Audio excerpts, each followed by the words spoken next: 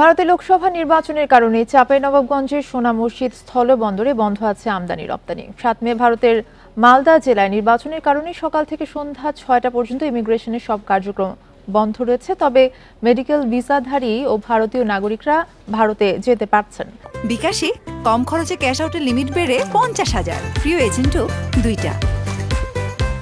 Mohadipur exporters অ্যাসোসিয়েশনের সাধারণ সম্পাদক প্রসেনজিৎ ঘোষের পাঠানো চিঠিতে বলা হয়, নির্বাচনের কারণে মঙ্গলবার সোনা মসজিদ বন্দরে পণ্য ওঠানামাও বন্ধ থাকবে।